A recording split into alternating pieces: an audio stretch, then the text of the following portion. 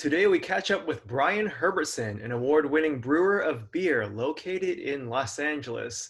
So Brian, how is the beer industry being affected by COVID right now? It's been hit pretty damn hard, to be honest.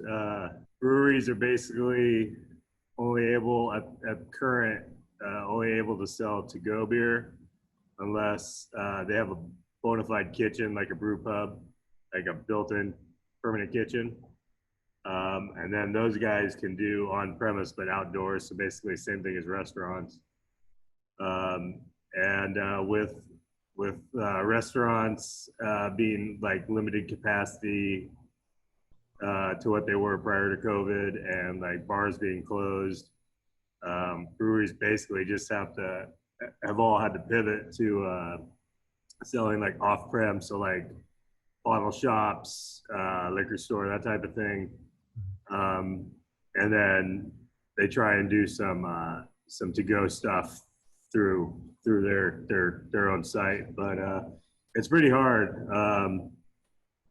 It's Everybody's, if you don't have people to sell beer to, you can't make as much, and which means that like brewers are getting their shifts cut and losing hours per week. And brewer, if you're looking to get rich, brewing isn't the place to go.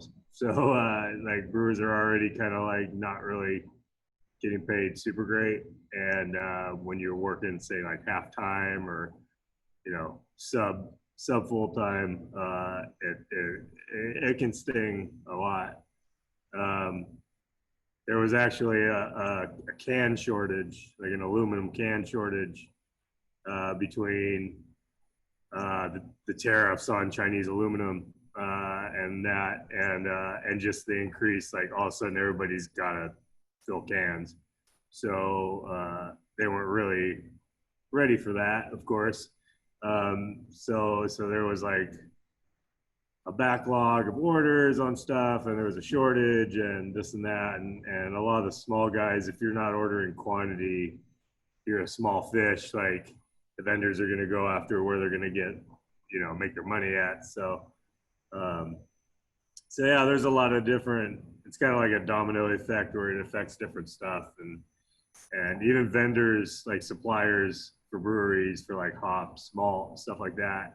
Like they're already feeling it too. So it's like the whole industry wide. I mean, you got your tap room people who are out of work now because you can't have a tap room, or if you do, it's very limited. So people are getting like 2 shifts a week or something. So it's tough on all angles. So has it brought the beer community together at all in a sense where, people are, finding an outlet of brewing either collaborations or anything like that? Yeah, beers, like we were it's craft beer is kind of romanticized, and we're all in this together and all that, but end of the day, it's a business, and not every business owner is as dedicated to the community aspect of it.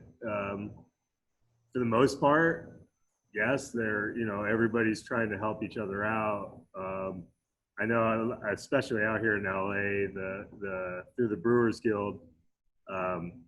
Hey, does anybody have any of these? Like we help each other out a lot.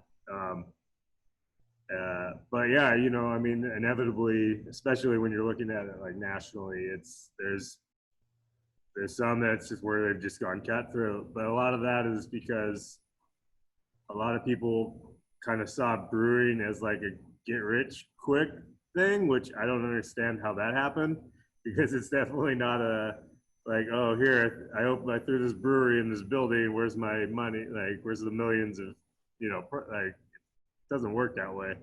It can, obviously, but yeah. So, you got people like and even still continuing, like, get into it for the right reasons. They like the community. They want to be a part of it. They want to be positive impact on their local community, local jobs, local tax revenue.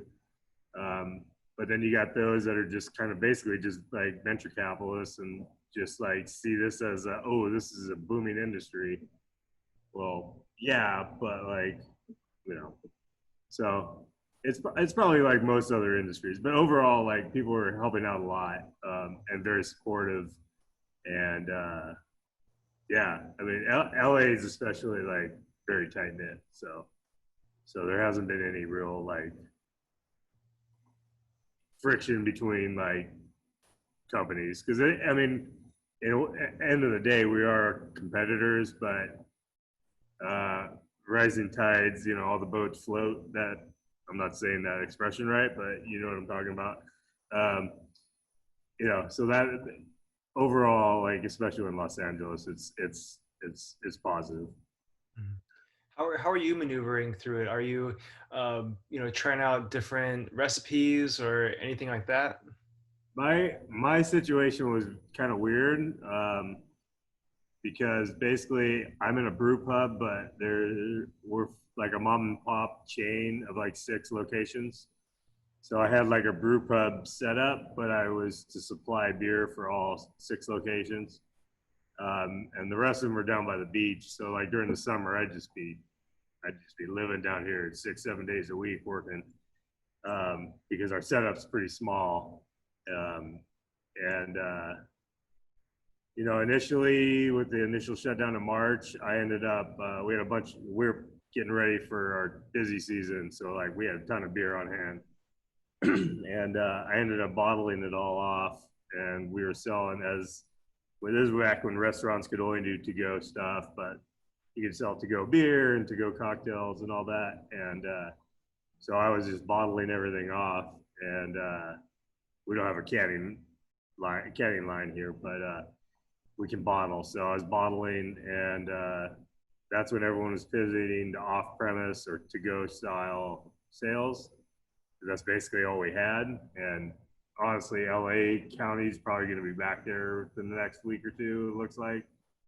Um, just from the way the case numbers and all that, that we're jumping up big. So I wouldn't be shocked if we got into shelter in place orders again and basically be right exactly back where we were in March, which hopefully doesn't happen because it's the continually opening and closing, especially for restaurants.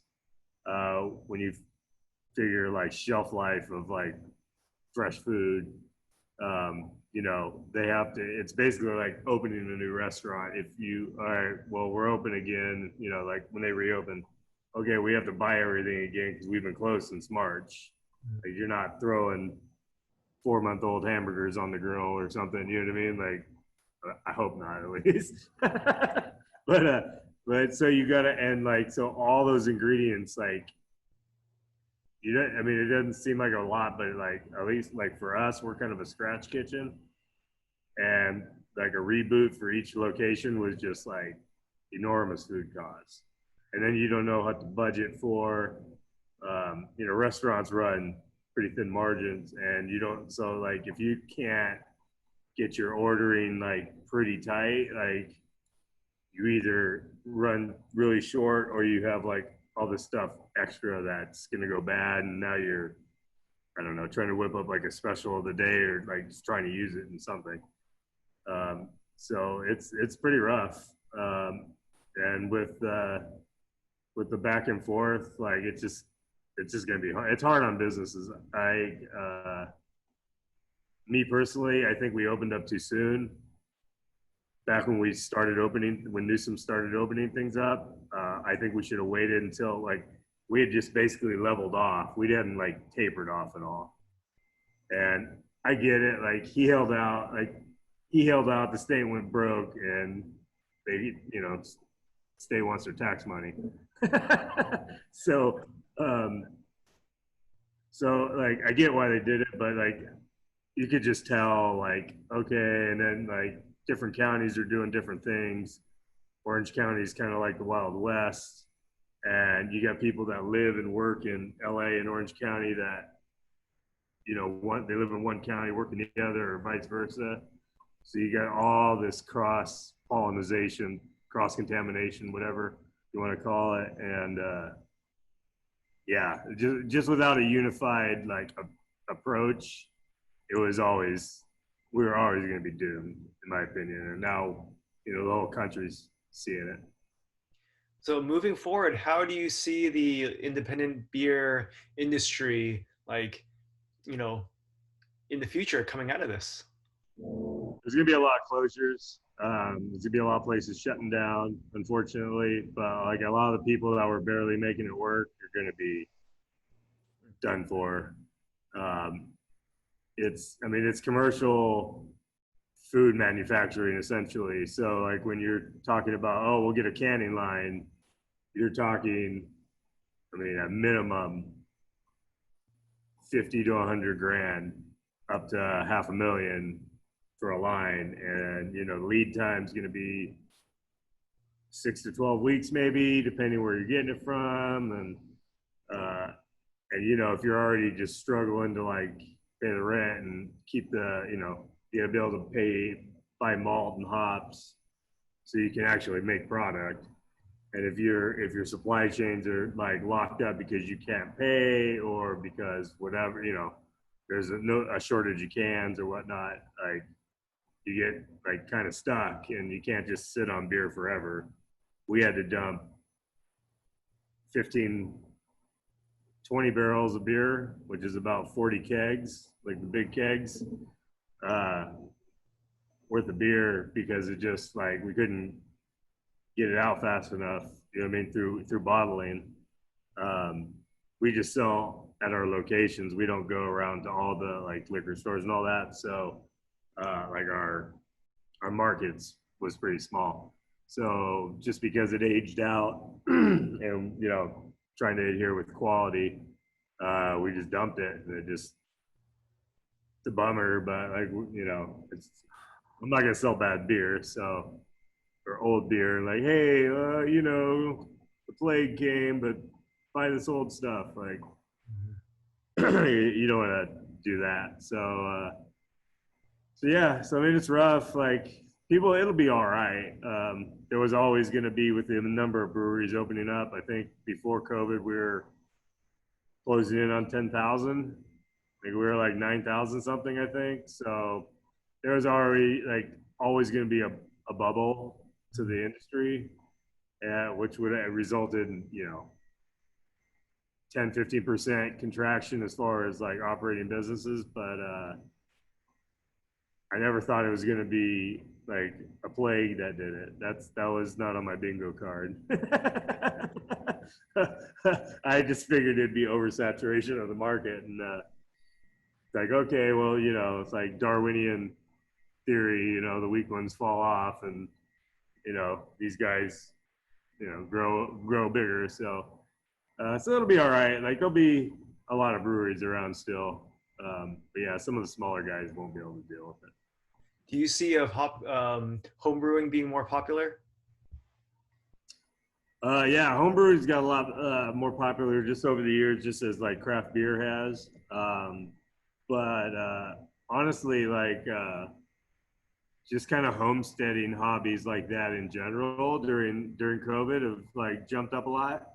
Like I make cheese at home as a hobby, and like a couple of like vendors that sell for like home cheese makers are like selling out of stuff because there's so many people doing it. I mean, you saw the sourdough. You couldn't buy flour anywhere because everyone's buying flour for their sourdough starters, and everybody's baking bread all of a sudden. So I mean, all the homesteading stuff, which I think is a good thing, because I think the more you can make for yourself and like be self-sufficient with like raw materials, like the better.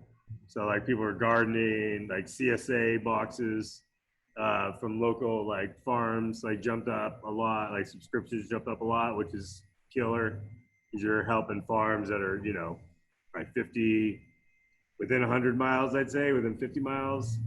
I have one that's pretty like they get a lot of stuff around Santa Clarita, Acton, like that kind of area, like North LA County. So it's cool. Sorry, there's a fly flying on me. But yeah, so I mean, I think the homesteading thing's good. Homebrewing's good. It's a fun hobby. it's like anything else. So What's your what cheese have you made recently? I just made some brie. So I got a few wheels of brie going, and then I got like probably like 25 pounds of cheese in my little mini fridge. I turned into a cheese cave. I used to give it away to like coworkers and stuff, and then COVID hit, and I don't like. I'm the only one that works at this spot now because we're in the process of like transitioning out, and so like I don't have any coworkers to give it to anymore, and I'm not really seeing a whole lot of people like outside. Like I basically go working home, try and stay stay socially distant, and so like it's just building up because I've been bored and making a bunch of cheese, and I can't eat it all. So I got a ton, man. It's ridiculous.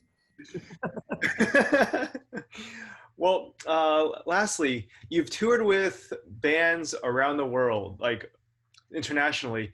What's your album of the week, new or old? So this week, it's ironic that we did this interview today. So this week I've been going back and forth between the two Falling Sickness albums and everything by the Evens. Oh, nice. So I kind of made a playlist where I just put both discographies into one thing, and I shuffle it on my Spotify. And yeah, I'm doing like 10, 12-hour days at the brewery, so like I just let it go. And yeah, that's what I've been listening to this week. Last week it was a lot of Charles Bradley and some Crass and some Schlong.